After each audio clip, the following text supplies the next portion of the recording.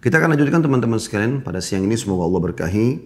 Hadis nomor 381 dari awal kita belajar, yang berbunyi dari Abu Hurairah radhiyallahu anhu dari Nabi SAW, beliau bersabda, sab'atun yudhilluhumullahu fi dhillihi yawma la dhilla illa dhilluh, imamun adil wa syabun nasha'a fi ibadatillahi azza wa jal, wa rajulun qalbuhu mu'allakun bil masajid, wa rajulani tahabba fillah ijtama'a alaihi wa tafarraqa alaihi, wa rajulun da'athum ra'atun dhatu husnin wa jamal faqala inni akhafu Allah, wa rajulun tasaddaqa bi sadaqatin fa akhfa hatta la ta'lama shimaluhu ma tunfiqu yaminuhu, wa rajulun dzakara Allah khaliyan fa fadat 'ainahu. Kata Nabi SAW, ada 7 golongan yang akan dinaungi oleh Allah di bawah naungannya pada hari di mana tidak ada naungan kecuali naungannya. Yang pertama, pemimpin yang adil. Yang kedua, pemuda yang tumbuh dalam ibadah kepada Allah yang maha mulia dan maha tinggi. Yang ketiga, seorang laki-laki yang hatinya selalu terikat atau terpaut dengan masjid. Yang keempat, 2 orang yang saling mencintai karena Allah. Keduanya berkumpul dan berpisah atas dasar cinta karena Allah.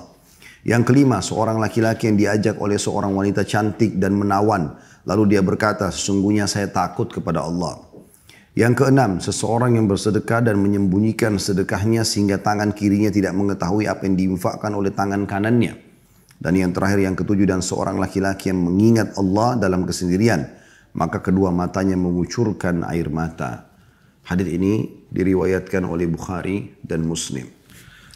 Kita akan masuk teman-teman sekalian lebih dalam membahas tentang hadis yang mulia ini dan kita coba korek mutiara-mutiara yang sangat mahal. Yang pertama sekali, digambarkan tentang keadaan mahsyar. Banyak dalil yang menjelaskan tentang hari perhimpunan atau hasyr. Bahkan Allah menyebutkan itu ya, sebagai satu surah dalam Al-Quran. Dan cukup banyak yang menjelaskan tentang dalil-dalil hari kebangkitan. Dan Anda sering baca dalam surah Al-Fatihah, Maliki Yaumiddin, Raja, penguasa daripada hari kiamat itu sendiri. Ya. Jadi ini teman-teman sekalian, banyak sekali bukti-bukti yang menggambarkan kepada kita secara dalil tentang adanya mahsyar, hari kebangkitan, dan ini pasti terjadi. Dalam sebuah hadis yang sahih juga digambarkan bahwasanya mahsyar itu adalah tanah putih, ya. Tidak ada lagi gunung, tidak ada tanaman, tidak ada lautan, dan itu ada di bumi ini. Dan pada saat itulah dibangkitkan seluruh umat manusia. Dan Nabi SAW mengatakan, akulah orang yang paling pertama dibukakan kuburannya. Kemudian juga dalam riwayat yang dikatakan, dan kalian akan dibangkitkan dalam kondisi telanjang kaki, tanpa busana dan juga tanpa terkhitan. Kemudian orang yang pertama diberikan pakaian adalah Ibrahim alaihissalam. Dan ini sudah pernah kita paparkan panjang lebar dalam beberapa bahasan-bahasan yang lalu, ya. Tapi ini menguatkan saja. Kemudian sempat Aisyah mengatakan, ya Rasulullah, apakah laki-laki dan perempuan akan saling melihat pada saat itu? Kata Nabi SAW, perkara yang mereka hadapi lebih besar daripada itu, hai Aisyah. Jadi tidak ada lagi waktunya untuk melihat dengan syahwat. Dan saya sudah berikan gambaran teman-teman sekalian. Saya ingatkan kembali pada saat membedah hadis tentang hasyr itu. Bagaimana kalau seseorang berada di satu perkampungan misalnya, kemudian datang pasukan besar yang sangat beringas, kemudian mereka membabi buta, membantai siapapun yang ditemukan di depan mereka di perkampungan tersebut. Dan pada saat itu Anda berpikir untuk menyelamatkan diri. Lalu di depan Anda, misalnya Anda seorang laki-laki, ada seorang wanita lari tanpa busana. Apakah masih terpikir untuk syahwat? Atau sebaliknya, seorang wanita melihat laki-laki tanpa busana, apakah masih berpikir untuk ada syahwatnya, sementara di depan mata dia pembantian, yang ini dipenggal lehernya, yang ini dicolok matanya, yang ini dipotong tangannya dan kakinya? Maka tentu saja tidak. Di mahsyar nanti adalah hari yang sangat dahsyat, yang luar biasa gitu. Dan ini nanti akan kita bacakan insya Allah, digambarkan oleh Allah SWT dalam surah Al-Hajj di ayat-ayat pertamanya. Nanti akan kita baca insya Allah untuk menjelaskan bagaimana dahsyatnya pada hari tersebut. Dalam riwayat lain Ummu Salamah mengatakan, ya Rasulullah, betapa malunya kalau seandainya kita bisa saling lihat melihat. Maka Nabi SAW menitik beratkan, mirip dengan apa yang disampaikan kepada Aisyah, kalau pada saat itu betul-betul orang sudah tidak tersibukkan lagi dengan masalah syahwat-syahwat seperti ini. Kita akan lihat teman-teman surah nomor 22 dalam Al-Quran, yaitu surah Al-Hajj. Di awal-awalnya bagaimana Allah Subhanahu wa Ta'ala menggambarkan kepada kita tentang pembangkitan ini. Saya akan bacakan di awal ayatnya, walaupun ini sebenarnya bicara tentang haji, ada bahas masalah haji ya. Tetapi di awal-awal ayat Allah mengingatkan manusia karena haji juga adalah hari perkumpulan di mana orang di sana yang kaya dan miskin, pejabat dan juga orang-orang biasa akan berkumpul dan di tempat yang sama, dalam kondisi yang sama kurang lebih ya, di Arafah, di Muzdalifah, di Mina. A'udzu billahi minasyaitonir rajim. Bismillahirrahmanirrahim. Ya ayuhan nasu attaqu rabbakum inna zalzalatas sa'ati syai'un azim. Hai manusia, bertakwalah kepada Tuhanmu. Artinya takut dan tunduklah. Sesungguhnya kegoncangan hari kiamat itu adalah sesuatu kejadian yang sangat besar. Allah penciptanya, pencipta hari kiamat, pencipta mahsyar yang menggambarkan begitu dahsyatnya kejadian pada saat itu. Lalu Allah gambarkan di ayat keduanya. Yawma tarawnaha tazhalu kullu murdi'atin amma arda'at wa tada'u kullu dhati hamlin hamlaha wa taran nasa sukara wa ma hum bisukara walakin 'adzaballahi syadid. Ingatlah, dan dalam Al-Quran kalau ingat artinya pelajarilah. Karena kita tidak mungkin ingat sesuatu yang kita belum lalui. Tapi di sini maknanya pelajari baik-baik. Pada hari ketika kamu melihat kegoncangan itu, nanti kalau kau hadir di situ dan pasti terjadi, lalailah semua wanita yang menyusui anaknya. Kalau seandainya ada wanita sedang menyusui anaknya, maka dia akan lepaskan anaknya. Dan kita tahu tidak mungkin ada seorang ibu melepaskan anaknya yang sedang menyusui. Ya karena sayangnya terhadap anaknya. Tapi pada saat itu karena dahsyatnya, ibu-ibu akan lepas anak yang disusuinya. Dikatakan oleh Allah, lalailah semua wanita yang menyusui anaknya dari anak yang disusuinya. Kemudian yang kedua, Allah mengatakan, dan gugurlah kandungan segala wanita yang hamil. Kalau ada orang hamil, keguguran tiba-tiba. Karena dahsyatnya pada saat itu. Yang ketiga, dan kamu lihat manusia dalam keadaan mabuk. Padahal sebenarnya mereka tidak mabuk. Akan tetapi azab Allah sangat keras. Ya. Jadi ini gambaran Allah subhanahu wa ta'ala tentang mahsyar itu sendiri. Bagaimana kejadiannya begitu dahsyat digambarkan dalam ayat ini teman-teman sekalian. Belum lagi hadis-hadis yang menggambarkan bahwasanya sesungguhnya kata Nabi SAW orang akan dibangkitkan di mahsyar ya, dan mereka akan tenggelam dengan peluh mereka sendiri atau keringat mereka sendiri. Ada yang tenggelam sampai mata kaki, ada yang sampai lutut, ada yang sampai perut, ada yang sampai dada. Bahkan Nabi SAW menggambarkan ada yang tenggelam sampai ke mulutnya. Dan Nabi SAW menggambarkan atau memberikan isyarat dengan telapak tangan beliau yang mulia sallallahu alaihi wa ala alihi wa sahbihi wasallam. Dan berbahagialah teman-teman sebagai seorang muslim dan muslimah kita dapat bocorannya semua ini. Jadi jangan sampai nanti kita malah sudah tahu informasi seperti ini lalu kita sengaja menjerumuskan dirinya pada yang salah. Ya. Kita bukan hanya sekedar menggambarkan, atau kita sekarang bukan sedang berbicara tentang kejadian hari kiamat karena itu bahasanya cukup panjang. Dan Anda bisa kembali ke kajian kami di kitab Minhajul Muslim di rukun iman yang kelima, masalah hari kiamat sudah panjang lebar kita jelaskan insya Allah tentang tanda-tanda kecil, tanda-tanda besar sebelum terjadi kiamat, kemudian bagaimana terjadinya kiamat yang begitu dahsyat dari pembangkitan, kemudian hisab, timbangan amal, kemudian ada sirat yang dibentangkan di atas neraka, kemudian ada qantara, tempat yang berkumpulnya ahli surga sebelum mereka masuk ke dalam surga untuk saling membersihkan sisa-sisa permasalahan yang ada, kemudian surga. Namun yang kita ini titik beratkan teman-teman sekalian adalah bagaimana pada saat orang lagi panas sekali di saat itu. Ada sebuah riwayat yang menjelaskan, dan ini riwayat disahihkan oleh sebagian ulama, kalau Nabi SAW mengatakan pada hari itu mereka akan dibangkitkan setengah hari dari 50.000 tahun.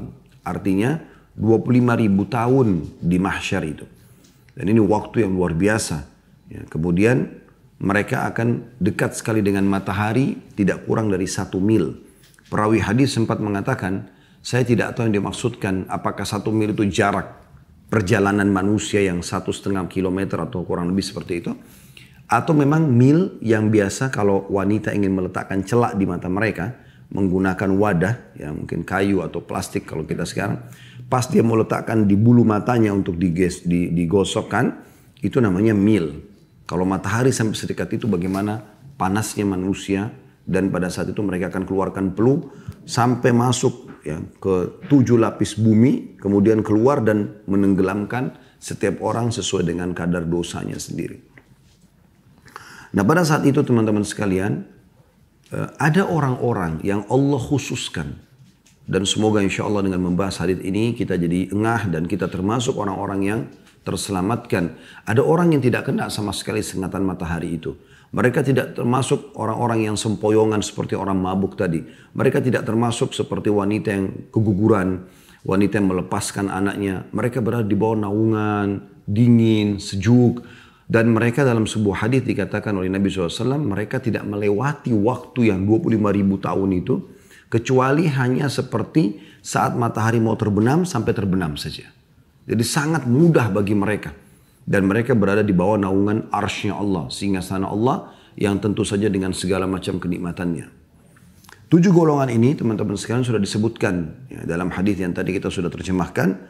Ya, dan ini pelajaran pertama yaitu tentang keadaan mahsyar. Kita masuk mutiara yang kedua, kita akan bedah ke-7 golongan ini insya Allah. Mutiara yang kedua adalah golongan pertama yang selamat, yaitu masalah imam yang adil. Maksudnya pemimpin yang adil, pemimpin negara, pemimpin masyarakat.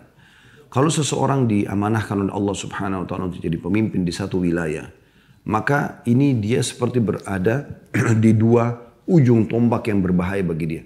Dia bisa menunggangi jabatan itu sehingga menjadi orang yang paling banyak panen pahala dan paling banyak meraih rahmat dan ya karunia dari Allah SWT, atau memang sebaliknya dia akan masuk dalam sebuah jebakan ya, yang membahayakan bagi diri dia baik dunia maupun di akhirat, dan ujungnya adalah neraka.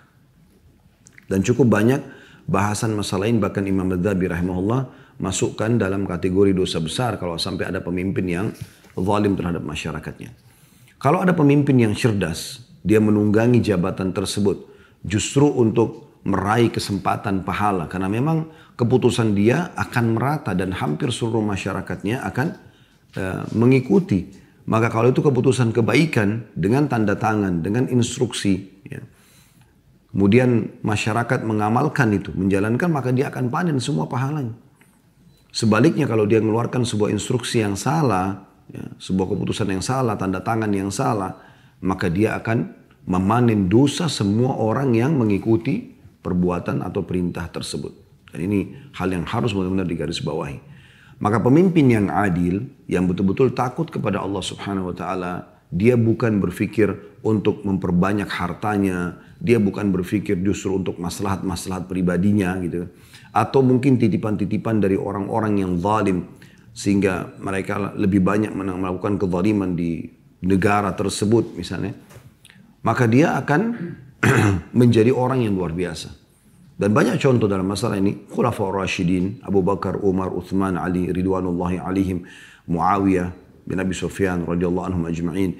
Bagaimana banyak khalifah-khalifah dan sultan dalam Islam yang namanya terukir baik, ya, dengan kalau perlu diukir dengan tinta emas nama-nama dan kisah-kisah mereka yang luar biasa gitu.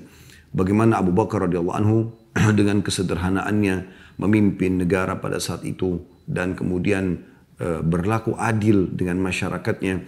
Bahkan dia sendiri yang mendatangi rumah janda-janda tua untuk disapu, dibersihkan, disiapkan makannya. Seorang janda tua yang buta matanya di pinggir kota Madinah yang terus saja dirawat oleh Abu Bakar sampai Abu Bakar meninggal radhiyallahu anhu, dan Umar sampai menangis pada saat tahu hal tersebut karena dia mengatakan, dengan inilah Abu Bakar engkau mengalahkan kami. Dan bagaimana luar biasanya keputusan yang sangat jelas dalam kepemimpinan Abu Bakar pada saat ada orang menolak untuk membayar zakat, beliau membentuk pasukan dan memerangi mereka sehingga terselamatkanlah salah satu rukun Islam. Kata sebagian ulama muslimin, kalau seandainya Abu Bakar ya, tidak mempertahankan tentang masalah zakat pada saat itu dan mentoleransi untuk tidak ya, menghukum mereka para penolak zakat ini, maka mungkin akan terus lahir sampai sekarang generasi yang terus menolak zakat. Dan banyak sekali hal-hal yang luar biasa dari kehidupan beliau. Begitu juga dengan Umar radhiyallahu anhu, tidak pernah tidur di malam hari kecuali beliau sudah pastikan keliling kota Madinah, kemudian memastikan tidak ada lagi orang yang butuh pada beliau. Ya, pernah sekali 3 hari Umar bin Khattab tidak keluar, kemudian beliau pergi ke pinggir kota Madinah, lalu ditemukan ada seorang ibu yang sedang menyalakan api unggun. Kemudian anak-anaknya menangis, di sebelahnya ada 3 orang. Lalu Umar bertanya, "Hai hamba Allah, ada apa denganmu?" Tiba-tiba ibu tersebut dengan spontan mengatakan, "Pemimpin negara ini tidak memperhatikan kami." Dia tidak tahu kalau ini Umar. Maka Umar pun mengatakan, "Ada apa?" Dia mengatakan, "Saya sama anak-anak saya belum makan selama 3 hari. Kata Umar, "Apa yang kau masak ibu?" Dibuka pancinya, ternyata sebuah batu yang dimasak dengan air hanya untuk menenangkan anak-anaknya, seakan-akan ibunya sedang masak. Kalau mereka capek, menangis, mereka akan tertidur. Dan begitu selama 3 hari. Tanpa banyak bicara, Umar bin Khattab langsung jalan menuju ke Baitul Mal di malam itu juga. Kemudian langsung mengambil gandum dan beberapa kebutuhan, lalu beliau kembali ke kemah atau ke tempat ibu tersebut, lalu memasakkannya. Lalu kemudian memberikan makan kepada ibu tersebut dan juga anak-anaknya sampai kenyang. Kemudian menambahkan lagi dengan memberikan instruksi mengatakan, besok kamu boleh untuk datang mengambil hakmu sebagai warga. Setelah ibu tersebut mengatakan, kalau pemimpin negara ini seperti Anda, kami tidak akan kelaparan. Maka ada seorang sahabat yang jalan bersama Umar mengatakan, jagalah lisanmu hai ibu, sesungguhnya yang sedang kau ajak bicara adalah Amir Mukminin. Maka ibu tersebut kaget dan sempat takut, tapi akhirnya Umar menenangkan dia dan kemudian memberikan haknya. Dan begitulah luar biasanya dia takut, khawatir jangan sampai dihisap oleh Allah Subhanahu wa taala. Pada saat dia memikul gandum di pundaknya, orang yang sedang bersamanya mengatakan, ya Amir Mukminin, biarkan saya memikulnya. Maka Umar dengan tegas mengatakan, apakah kau siap menanggung, memikul dosa-dosaku di punggungmu pada hari kiamat? Ini tanggung jawabku. Betul juga dengan kisah seorang badui yang masyhur menancapkan kemahnya di pinggir kota Madinah. Orang yang cuma sekedar lewat, bukan warga Madinah. Kemudian Umar bin Khattab lagi jalan bersama, atau sedang berjalan pada malam itu sendirian. Kemudian menemukan orang Arab badui tersebut. Lalu Umar mengucapkan salam, orang itu menjawab. Lalu kata Umar, ada apa denganmu? Dan siapa kamu ini? Dia mengatakan, saya seorang musafir yang lewat. Kemudian saya mau istirahat malam ini. Di sini besok saya akan pergi. Kebetulan dalam kemah terdengar suara seorang wanita yang menjerit, kesakitan, ya, merintih. Maka kata Umar, siapa orang itu? Orang Arab Badui tadi merasa malu, lalu dia mengatakan, sudahlah, nggak masalah, ini bukan urusan kamu. Umar mengatakan, mungkin saya bisa bantu. Dia bilang, itu istri saya mau melahirkan. Cuman saya tidak tahu harus berbuat apa. Saya tidak pernah membantu wanita melahirkan. Ini anak pertama. Dan di sini juga saya tidak kenal orang, apalagi malam seperti ini. Kata Umar, saya akan datangkan untuk kamu, siapa yang akan membantumu? Orang itu mengatakan, jazakallahu khairan. Dia muslim. Dia tidak tahu kalau ini Umar. Maka Umar pun pulang ke rumahnya lalu membangunkan istrinya yang merupakan cucu Rasulullah SAW. Anaknya Ali bin Abi Thalib, Ummu Kalthum radhiyallahu anha. Dia mengatakan, wahai cucu Rasulullah, apakah engkau mau mendapatkan atau meraih pahala seorang muslim yang ingin melahirkan di pinggir kota Madinah? Maka dia mengatakan, tentu wahai Amir Mukminin. Maka Umar mengatakan, persiapkanlah. Di malam itu, belum ada media kayak kita sekarang. Seorang raja muslim bersama dengan istrinya ratu keluar malam itu, berdua jalan menuju ke tempat kemah orang Badui tadi. Tidak ada yang tahu tentang kasus ini. Subhanallah, begitu tiba di kemah, tanpa banyak bicara, Umar mengatakan, masuklah dan selesaikanlah apa yang harus kau selesaikan. Maka ya, istrinya masuk ke dalam kemah lalu membantu melahirkan wanita tadi. Sambil menunggu, Umar bin Khattab ngobrol sama orang Arab ini. Kamu dari mana? Asalnya di mana? Dari suku apa? Sambil ngobrol. Begitu melahirkan istri si orang Badui ini, tiba-tiba Ummu Kalthum mengucapkan, wahai Amir Mukminin, wahai pemimpin orang beriman, sampaikan kepada teman anda kalau istrinya sudah melahirkan. Begitu mendengarkan kata-kata Amir Mukminin, maka orang ini kaget. Terus kemudian tiba-tiba dia, ya, karena gemetar dia mengatakan, apakah anda Amir Mukminin? Kata Umar, iya, tenanglah. Ya. Sesungguhnya kau punya hak untuk mendapatkan itu. Bagaimana dia peduli pada saat itu kepada masyarakatnya. Dan dia tidak bisa, teman-teman sekalian, meninggalkan satupun kezaliman yang terjadi di kerajaannya. Bukan cuma di kota Madinah. Dimanapun. Beliau selalu memantau gubernur-gubernurnya, ya, yang diletakkan di Persia, di Romawi, di wilayah-wilayah luas. Setiap ada keluhan maka beliau langsung, ya, memecat. Kalaupun itu betul terbukti, kemudian mengganti dengan orang-orang yang luar biasa. Yang memang tolak ukur bagi Umar adalah ketakwaannya kepada Allah Subhanahu wa taala. Setiap kali orang diangkat menjadi pemimpin di zaman beliau, maka yang paling pertama adalah orang yang tidak mencintai dunia dan orang yang takut kepada Allah Subhanahu wa taala lalu diangkat menjadi pejabat-pejabat negaranya. Kemudian selanjutnya juga Uthman bin Affan yang terus menyebarkan keadilan-keadilan. Bagaimana hampir setiap hari di kota Madinah ada sekian banyak ekor unta. Kalau kita sekarang mungkin mobil-mobil kontainer yang mengangkat pembagian-pembagian gratis. Ya, seruan-seruan Uthman bin Affan mengatakan, wahai penduduk Madinah, ambillah ini hak kalian. Hari itu dibagi madu, besoknya dibagi keju, besoknya dibagi gandum, dan seterusnya. Sehingga masyarakat makmur sekali pada saat itu. Begitu juga dengan Ali radhiyallahu anhu yang terus saja memperhatikan masyarakatnya dan bagaimana beliau pernah bertikai dengan salah satu orang Yahudi di dalam masalah baju perang yang kemudian ternyata Ali bin Abi Thalib bersedia untuk masuk ke pengadilan dan akhirnya hakim memutuskan kalau baju perang itu milik Yahudi karena tidak ada saksi dan dia pun ya, radhiyallahu anhu menerima keputusan tersebut yang akhirnya membuat Yahudi itu masuk Islam dan sekian banyak kisah-kisah keadilan yang luar biasa. Maka seorang pemimpin dia bisa menunggangi jabatan dia tentunya, dia bisa menunggangi jabatan dia untuk ya, meraih rahmat Allah Subhanahu wa taala bahkan juga masuk ke dalam surga dan dalam bahasan kita adalah dia juga termasuk orang yang selamat dari dahsyatnya mahsyar tadi yang kita gambarkan karena keadilannya.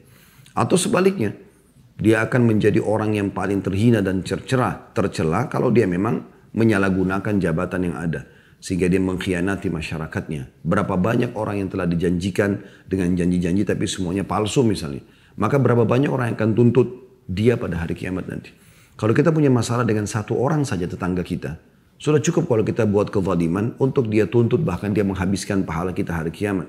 Bagaimana dengan orang yang punya masalah dengan satu RT atau lebih besar lagi satu RW atau lebih besar lagi mungkin satu kelurahan, satu kecamatan, satu desa, satu kota, satu negara.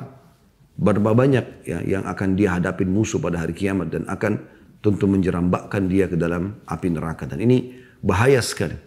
Oleh karena itu para salafus saleh mereka coba menghindar semaksimal mungkin pada saat diperintahkan atau diminta untuk menjadi pemimpin. Kecuali dalam keadaan mereka darurat sekali baru mereka ya, memimpin. Ya, ini pada saat mereka tahu mereka bisa menjalankan ya, dan memang mereka dipaksa mau tidak mau, kalau tidak maka akan datang seorang yang zalim yang akan menduduki kedudukan tersebut, maka mereka terpaksa. Kalau tidak mereka menyelamatkan diri.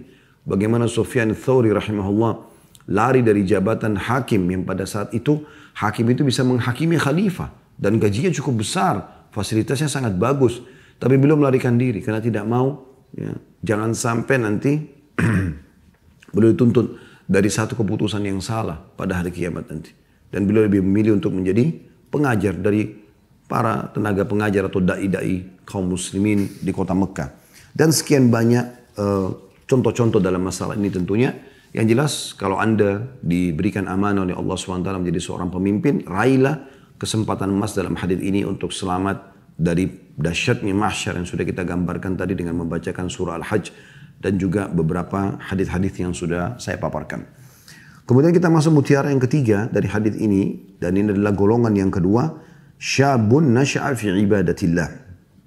Dan ini konsep Islam, anak muda, generasi muda yang tumbuh di atas ketaatan kepada Allah yang maha suci dan juga maha mulia dan maha tinggi. Yang kita lihat sekarang, lingkup misalnya di Indonesia saja kita bicara. Sering kita dengar itu. Mumpung masih muda. Gitu kan. Apa maksudnya? Silakan buat sepuasnya. Boleh kenal rokok, khamar, narkotika, perzinahan, segala macam hal. Mumpung masih muda. Seakan-akan nanti kalau sudah tua baru taubat. La haula wa la quwata illa billah. Siapa yang menjamin Anda bisa sampai masa tua? Dari mana jaminannya? Berapa banyak orang yang meninggal masih muda. Karena narkotika, karena khamar, mabuk, tabrakan, karena perzinahan di hotel dan segala macam hal. Justru di masa muda itu harus digunakan karena potensi, energi, ide-ide lagi banyaknya dan bagus, lagi cemerlangnya. Kita lihat bagaimana Darul Arqam yang Anda kenal di Mekah, Arqam yang terkenal, Nabi SAW selalu menjadikan rumah beliau sebagai basis dakwah. Itu umurnya 16 tahun. Pemilik rumah itu umurnya 16 tahun. Dan dia menampung Nabi SAW dan para sahabat untuk berdakwah di Mekah pada saat itu. Bagaimana Zubair bin Awam, Talha bin Ubaidillah masuk Islam umur belasan tahun. Dan bagaimana mereka bisa meraih gelar salah satu dari 10 orang yang jamin masuk surga. Dengan keberaniannya, dengan ketulusannya. Belasan tahun umurnya. Bagaimana tokoh-tokoh sahabat Abdullah bin Umar, Abdullah bin Abbas, Abdullah bin Mas'ud, Abdullah bin Amr bin As, Abdullah bin Zubair, ya. Abdullah bin Jubair dan banyak yang lain. Ridwanullahi alaihim, Anas bin Malik, Usama bin Zaid. Ini semua adalah anak-anak muda muslim yang luar biasa. Mereka tumbuh di atas ketaatan Allah Subhanahu wa taala. Dari masa kecil mereka sudah selalu dicekokin ilmu-ilmu agama. Maksud saya di sana adalah diajarkan. Mohon maaf kalau bahasa Cikoken kurang tepat, kita ajarkan, kita tanamkan kepada anak-anak kita. Kenalkan Allah Subhanahu wa taala di masa mereka masih kecil. Takutlah kepada Allah, patuhlah kepada Allah. Ini karena Allah perintahkan. Saya coba terapkan kepada anak-anak seperti itu dan tertanam, cukup baik. Gak boleh begini karena Allah larang, gak boleh begini karena Rasulullah larang. Kita kerjakan ini karena Allah yang perintahkan. Tanamkan semua itu. Biarkan mereka tumbuh di atas ketaatan kepada Allah Subhanahu wa taala. Kenapa teman-teman selalu ragu untuk masukkan anaknya di pesantren? Kenapa pesantren seperti tanda kutip momok, tempat yang menakutkan atau tempat pelampiasan untuk anak-anak nakal? Nanti kalau kau nakal, ayah dan ibu akan masukkan kau di pesantren. Sehingga anaknya tangkap pesantren tempat yang buruk, yang tidak baik. Padahal di pesantren, saya pernah di pesantren. Azan diingatkan pergi ke masjid, sholat. Kita tiap hari belajar kalau Allah, kalau Rasul. Diajarkan akhlak-akhlak yang mulia, keluar menjadi kader-kader umat yang baik. Apalagi di masa-masa pubertas itu. SMP dan SMA, di mana memang lagi bergejolaknya. Kita tahu banyak pergaulan bebas di sana sini. Yang jelas jauh dari agama pada saat mereka tidak masuk di sekolah-sekolah agama. Di sekolah agama aja masih banyak pelanggaran, apalagi kalau sudah tidak belajar agama. Kenapa generasi muda ini dibiarkan hilang begitu saja? Ini adalah aset umat yang harusnya bisa dijaga. Harusnya kita biasakan mereka sudah mengenal sholat malam, mengenal Al-Quran, mendengar tentang surga dan neraka. Dan saya melihat anak-anak ini sangat mudah.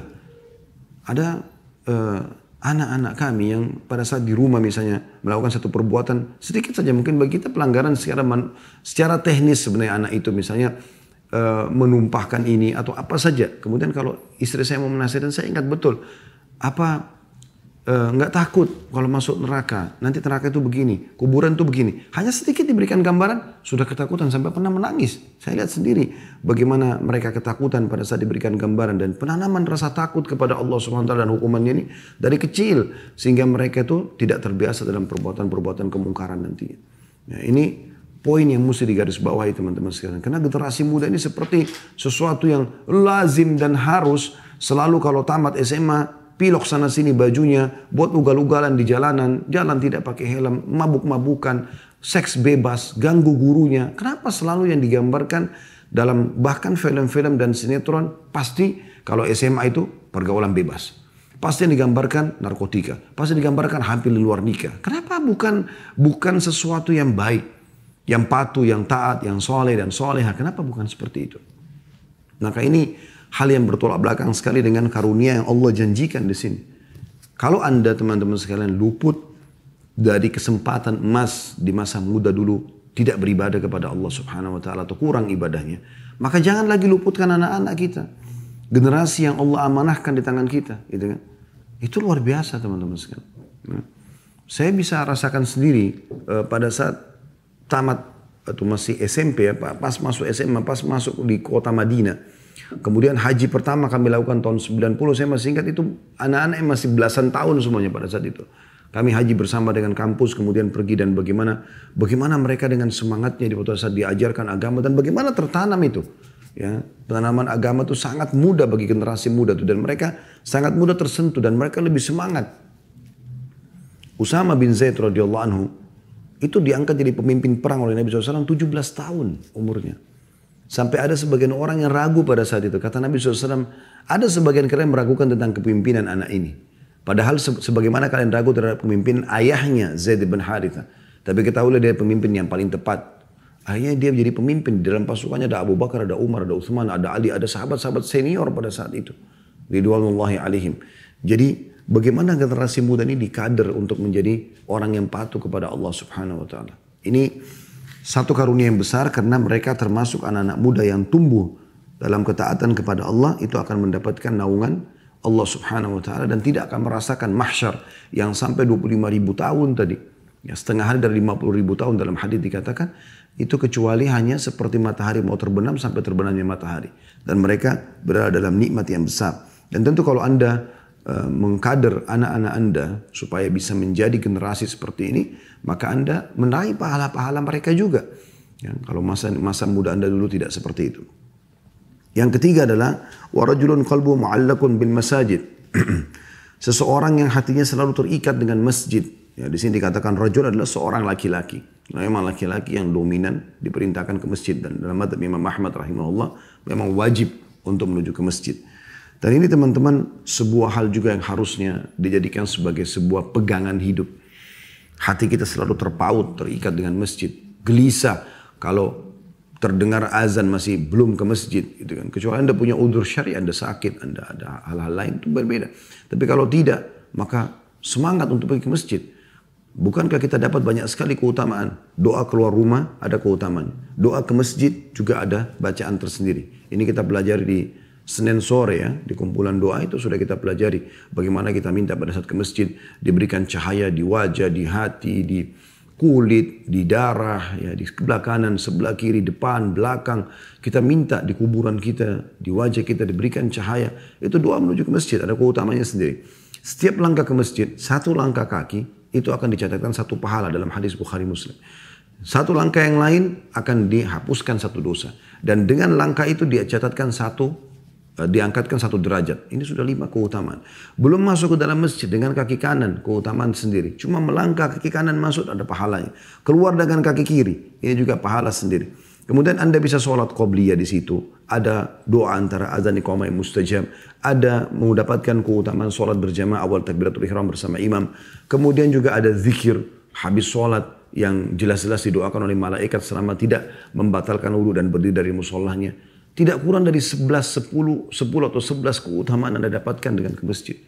Tapi di sini yang diberatkan adalah potongan kalimat Nabi SAW atau potongan sabda beliau mu'allakun bil masajid. Memang hatinya itu terpaut dengan masjid. Sebagian ulama hadits menjelaskan terpaut ini artinya gelisah setelah selesai mengerjakan satu sholat, ya, untuk meraih atau dia gelisah jangan sampai luput padanya sholat setelahnya. Jadi misalnya selepas sholat duhur, itu dia sudah mulai gelisah. Jangan sampai asar nanti dia luput. Terus hatinya terikat walaupun dia beraktivitas yang lain. Sehingga asar itu betul-betul tidak luput. Selepas asar, dia lagi gelisah, jangan sampai maghrib luput darinya. Setelah maghrib begitu juga dengan isya. Setelah isya begitu juga dengan subuh. Subuh begitu juga ke duhur. Dan seterusnya. Ini yang dimaksud dengan mu'allak. Jadi selalu hatinya terpaut dengan masjid. Tidak akan pernah mau kehilangan satu kali pun sholat berjamaah di masjid. Nah, kapan ini terjadi teman-teman? Anda akan dapat tiket. Salah satu dari tiket-tiket yang dapat naungan Allah pada hari kiamat nanti. Jadi mengikat hati dengan masjid. Ya. Kemudian yang keempat, dan ini yang jadi saksi bahasan kita, golongan keempat, dan ini adalah mutiara yang kelima dalam hadis kita, yaitu warajulani tahabba fillah ijtama'a alaihi wa tafarraqa alaihi. Ini karena bab kita adalah saling mencintai karena Allah, maka ini saksi bahasannya. 2 orang lelaki yang saling mencintai karena Allah, bersatu karena itu, karena cinta, karena Allah, dan berpisah juga karenanya. Ya. Di sini tentu juga masuk, kata sebagian ulama, adalah 2 wanita yang saling mencintai karena Allah. Karena di sini babnya lebih kepada sesama jenis, ya, saling mencintai karena Allah Subhanahu Wa Taala.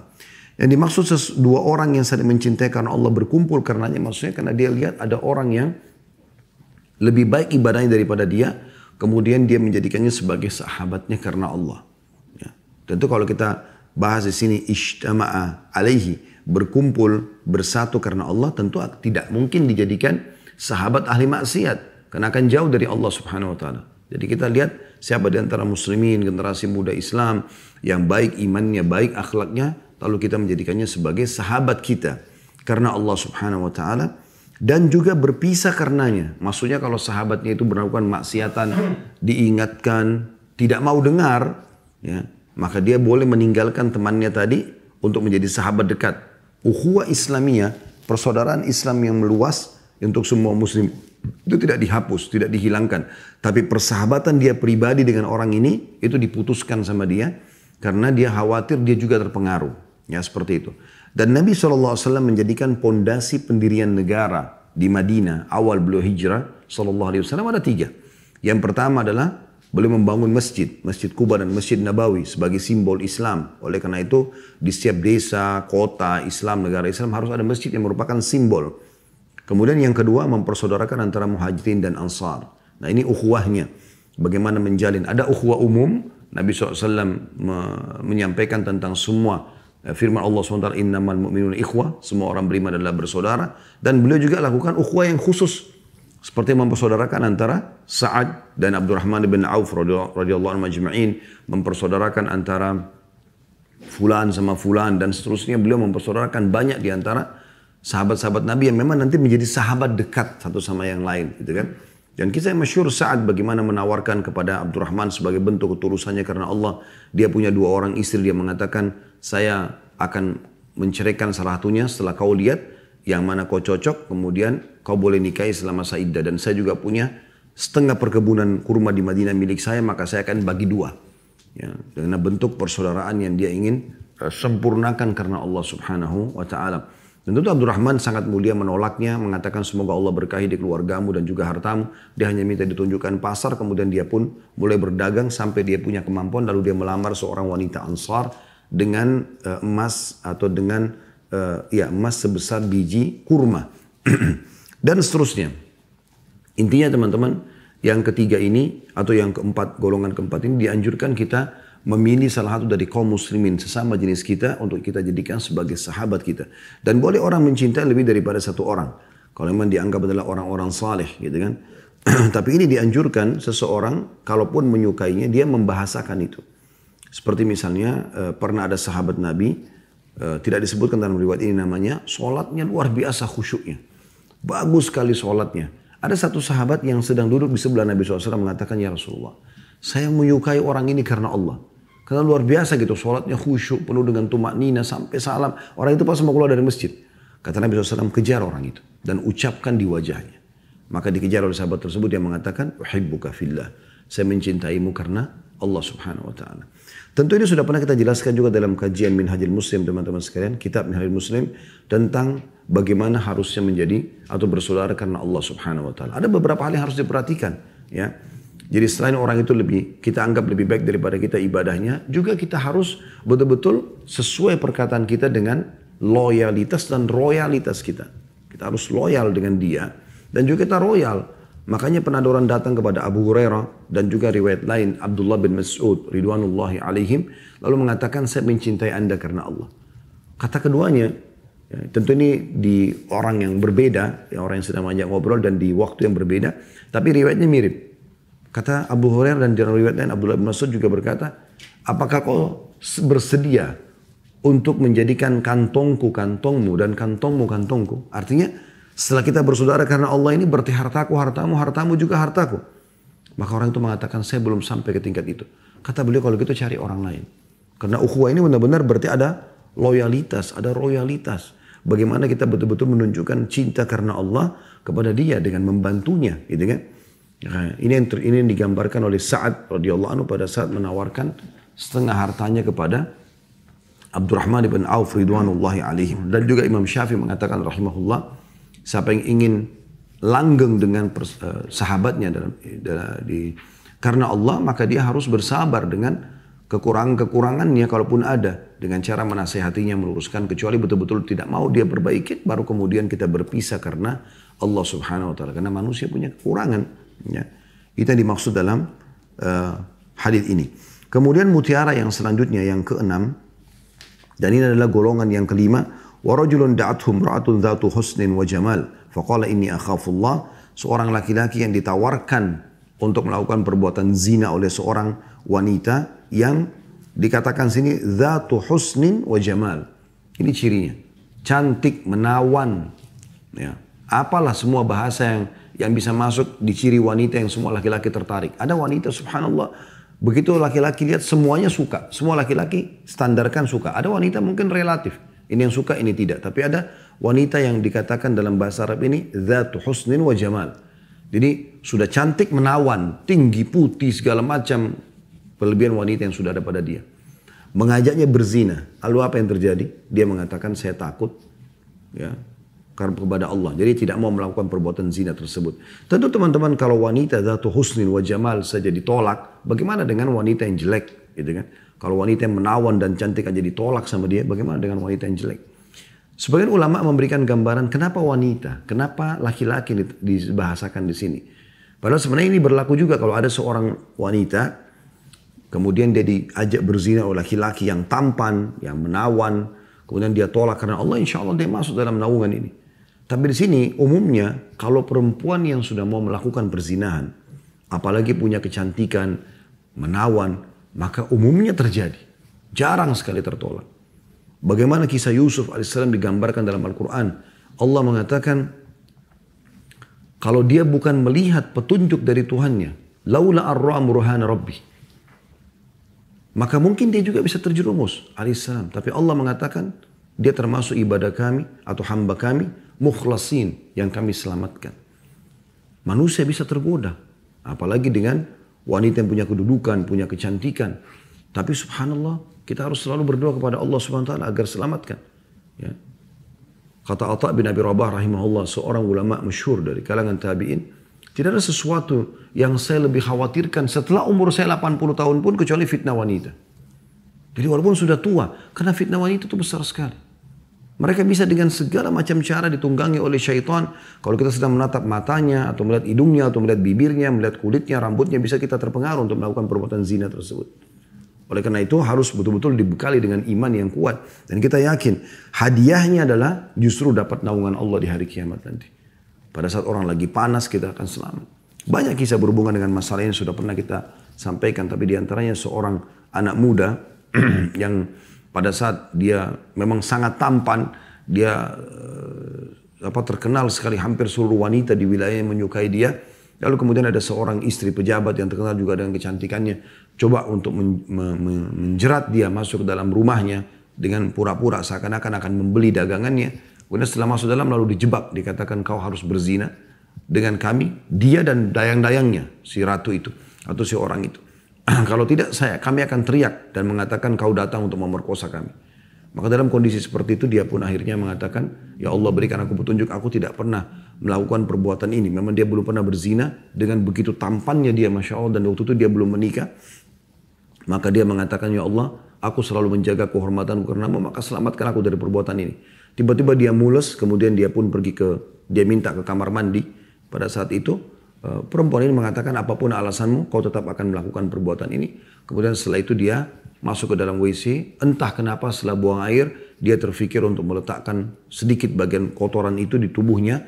Pada saat dia keluar, perempuan itu karena orang terhormat, orang yang bersih, orang yang cantik, kemudian dia mengatakan, begitu joroknya kamu. Dia mengatakan begini saya, maka dia pun diusir dari rumah tersebut. Maka dia sujud syukur pada saat keluar dari rumah itu, karena tidak jadi berzina. Begitu luar biasanya anak-anak muda muslim yang memiliki keimanan yang luar biasa. Mereka menyelamatkan diri dari perbuatan zina ini. Dan bagaimana keadaan generasi muda muslim sekarang yang begitu luar biasa membuka pintu ini. Ya, Allah mengatakan, wala taqrabuz zina, jangan dekatin zina. Jangan mulai melihat, jangan mulai mendengar, jangan mulai mengetik, jangan mulai mengirim, dan seterusnya. Diingatkan oleh Allah subhanahu wa ta'ala. Lalu Allah bilang, innahu kana fahisha. Sesungguhnya itu perbuatan keji. Wasa'a sabila, itu seburuk-buruk jalan yang ditempuh. Karena akan mempermalukan diri kita di tengah-tengah masyarakat, di dunia dan di akhirat juga hukumannya berat, termasuk dosa besar gitu ya. Maka di sini butuh keimanan yang luar biasa, dia tinggalkan karena Allah subhanahu wa ta'ala. Dan ini mutiara yang ke-6, mutiara yang ke-7, dan ini adalah golongan yang ke-6. وَرَجُلٌ تَصَدَّقَ بِصَدَقَةٍ فَأَخْفَاهَا حَتَّى لَا تَعْلَمَ شِمَالُهُ مَا تُنْفِقُ يَمِينُهُ. Seseorang yang bersedekah dengan tangan kanannya sampai-sampai tangan kirinya tidak tahu apa yang disedekahkan. Tentu ini majaz, ya, sebuah kiasan. Dan kalau tangan kanan keluarkan tangan kiri, kalau dalam akal manusia tidak tahu apa-apa. Gitu. Tidak ada masalah antara kanan dan kiri. Tapi ini bahasa kiasan. Artinya kalau tangan kirinya aja nggak tahu dengan apa yang dikeluarkan oleh tangan kanan, bagaimana dengan orang lain? Ya, kiasan gambaran agar jangan riak. Orang ini betul-betul ikhlas dalam bersedekah. Apa yang teman-teman keluarkan karena Allah, selesai, dikeluarkan, lupakan sudah. Jangan diingat lagi. Bagaimanapun cara syaitan berusaha membisikkan kita agar mengenang lagi, lupakan. Ya, tidak usah khawatir. Ma yalfidhu min qawlin illa ladaihi raqibun atid. Tidak ada satu kata pun yang terlintas kecuali ada raqib dan atid, atau ada malaikat pencatat amal yang selalu mencatatnya. Sudah aman, gitu kan? Tidak usah khawatir dengan itu. Setiap amal soleh yang sudah kita kerjakan atau sedang kita kerjakan, kita ikhlaskan niat, kemudian kita tentunya berusaha untuk sudah lupakan saja, nggak usah dibahas gitu. Karena kadang-kadang sudah 10 tahun pun berlalu, syaitan masih bisikin kita pada saat lagi duduk di satu majelis, kemudian di situ terjadi pembicaraan tentang amal yang pernah kita kerjakan. Mirip misalnya, 10 tahun lalu kita haji, kemudian sekarang duduk sama beberapa orang, lalu ada yang cerita, dia riak, dia mengatakan, oh kemarin waktu saya haji itu saya sempat menangis di Arafah, apalah segala macam, dia menceritakan tentang kehusyuannya. Apa gunanya? Jelas-jelas berarti riak, gak ada maksud yang lain. Maka syaitan bisa bisikin Anda, kau kan juga 10 tahun lalu sempat menangis di Arafah. Ceritakan juga untuk menambah iman orang. Maka kemudian mulailah dia bicara tanpa dia sadari pahala yang sudah 10 tahun lalu bisa hilang karena dia riakkan, gitu kan. Maka harusnya hati-hati teman-teman sekalian. Pada saat Anda berinfak di jalan Allah Subhanahu wa taala, tutup semuanya.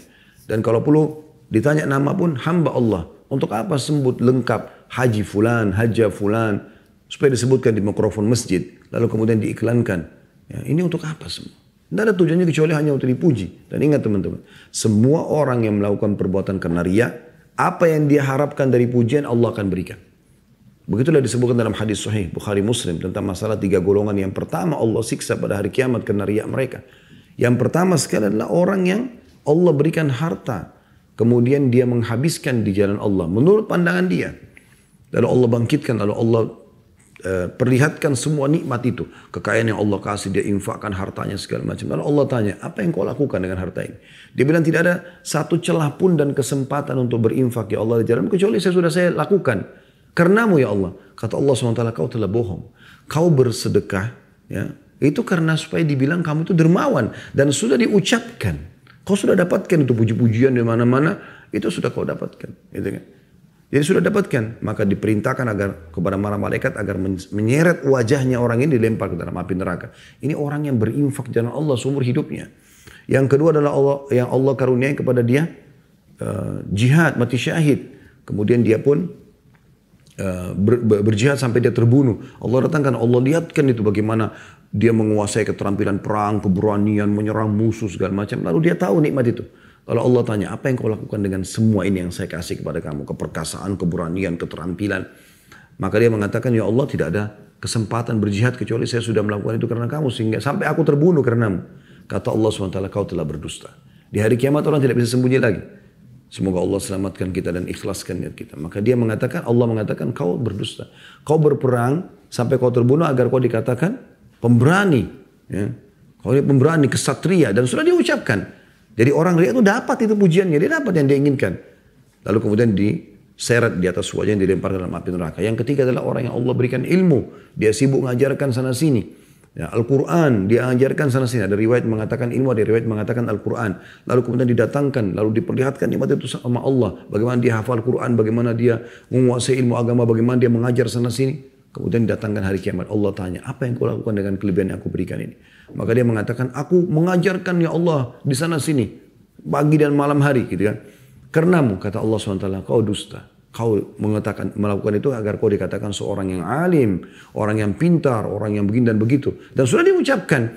Kau sudah dapatkan predikat-predikat yang kau mau itu. Maka dilemparkan, diperintahkan agar dilemparkan dalam api neraka. Maka hati-hati dengan masalah ini. Golongan yang ke-6 ini teman-teman menggambarkan kepada kita tentang masalah bagaimana ikhlas dalam beramal. Termasuk masalah sedekah. Keluarkan tanpa harus ada orang tahu. Tanpa harus diekspos di media. Tanpa harus. Ya. Udah antara anda dengan Allah Subhanahu Wa Taala.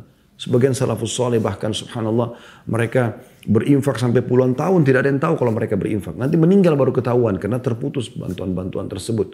Ya, karena dia tidak pernah menyampaikan kepada siapapun. Kecuali memang ada beberapa infak yang harus terang-terangan itu berbeda. Tinggal anda kontrol niat anda. Seperti misalnya Nabi SAW kalau lagi mau membentuk pasukan untuk berjihad. Maka beliau SAW memanggil para sahabat untuk mengumpulkan sedekah mereka dan zakat mereka di masjid. Maka ada di antara sahabat dikatakan dalam riwayat membawa hartanya. Seperti kasus Umar membawa setengah hartanya. Abu Bakar membawa seluruh hartanya. Itu kan karena disuruh seperti itu beda. Di kantor anda. Pimpinan mengatakan ini ada masjid kita mau bangun, ayo siapa yang mau nyumbang silakan. Ini sekarang kita ada kotak amal, silakan nyumbang di sini. Lalu kita mulai memasukkan, itu lain. Itu apa boleh buat. Tapi kalau anda lagi sendiri, lagi jalan, ada orang miskin, lagi ada orang WA anda pribadi, japri anda, untuk apa diekspos? Untuk apa dibahasakan? Dan ingat teman-teman, dalam memberikan kepada Allah Subhanahu Wa Taala ini, kata sebagian salaf, kita harus ya, meyakini kalau kita lebih butuh terhadap infak yang kita keluarkan daripada orang yang menerimanya. Ini kan persepsi harus diperbaikin nih. Sebagian orang berpikir orang miskin yang sedang dia berikan lebih butuh kepada dia. Sebenarnya bukan. Kita lebih butuh kepada fakir miskin itu. Karena sebenarnya kata sebagian ulama salaf, pada saat infak-infak itu diambil seperti perkataan Abdullah bin Mubarak, seorang ulama tabi'in. Pada saat sedekahnya dibawa oleh orang-orang. Maka dia mengatakan sambil senyum, sungguh orang-orang ini membawa amal-amal kami ketimbangan amal kami tanpa upah. Nilainya misalnya 100 juta dikasih atau 1 juta diberikan infak. Maka nilai itu kita akan dapat. Si miskin ini yang mengambilnya membawa ketimbangan amal kita tanpa upah.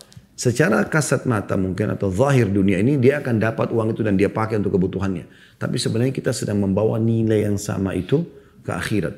Itulah makna perkataan Abdullah bin Mas'ud radhiyallahu anhu, siapa di antara kalian yang bisa meletakkan hartanya di langit maka lakukanlah, karena tidak akan disentuh oleh tangan pencuri dan tidak akan dimakan oleh serangga. Artinya dia membawa ke akhirat amal-amal tersebut.